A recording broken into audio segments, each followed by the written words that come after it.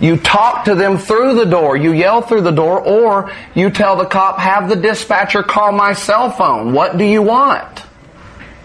And if you open your door too, they say, well, I smell marijuana, now I'm coming in. So just keep your door shut. And if they claim, well, we had a 911 call, we got to come in, tell them, I'll stand out of the way. You kick the door in, because that's the only way you're coming in.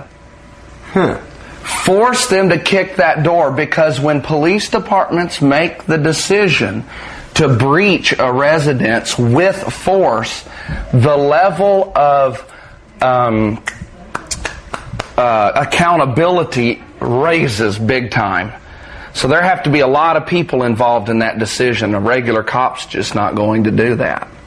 So don't open the door for the police. They're not your friend. Fascinating. Any rules when people are transporting pounds? Like, do you guys cover certain highways when you're out there? Is there certain highways that are just major routes for, as opposed to, in Canada, if we go on the main highway through Saskatchewan, they look for British Columbia license plates and try and pull people over. So I've suggested people avoid the main highway, go behind rural routes where you're not likely to ever be moving a great distance. It takes longer, but it's much more stealthy, in my opinion. So you've worked highways. What did you find was what made people most vulnerable on that highway?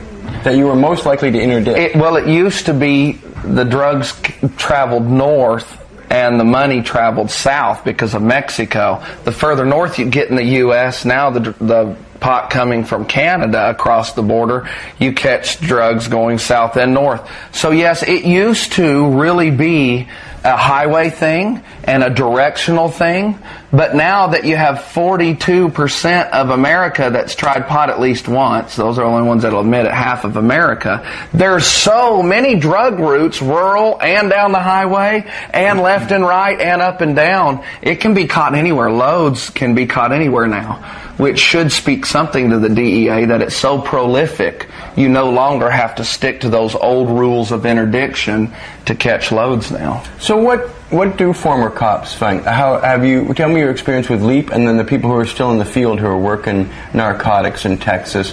Have you gotten negative feedback from this, or have you had repercussions? It's been negative. LEAP, Law Enforcement Against Prohibition, and I recommend their organization. We need them. They've distanced themselves from me because of a disagreement.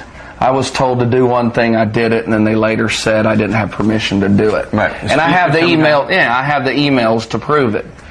But they're a great organization. It's Law Enforcement Against Prohibition. And they are a group of ex-police officers, current police officers, and judges and politicians that are against the drug war. A lot of them are drug cops like myself.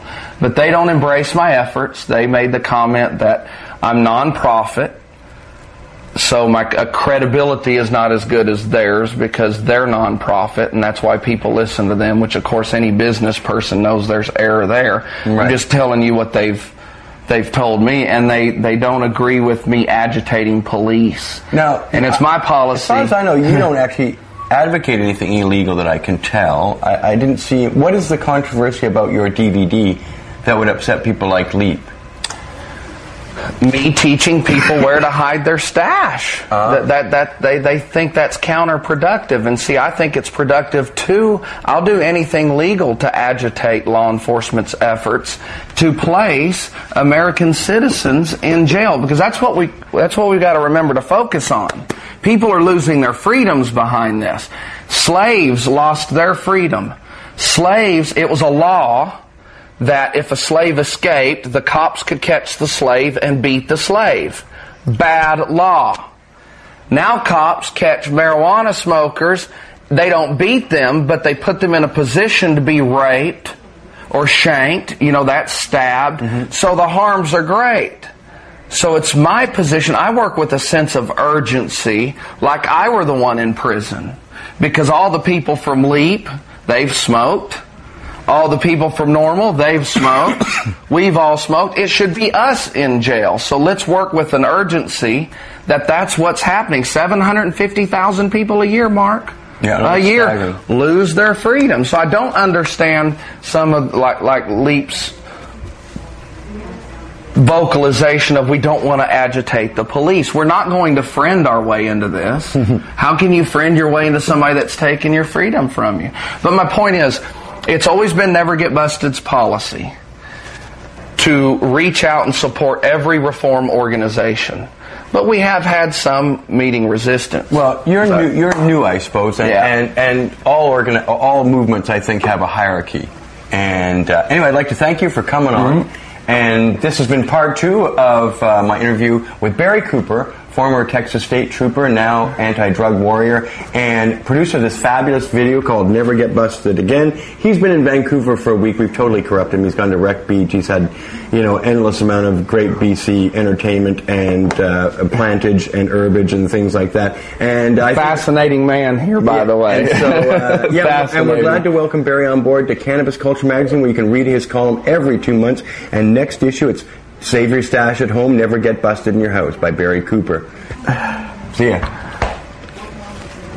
As a former DEA agent on so many levels, I'm disgusted by what he's doing.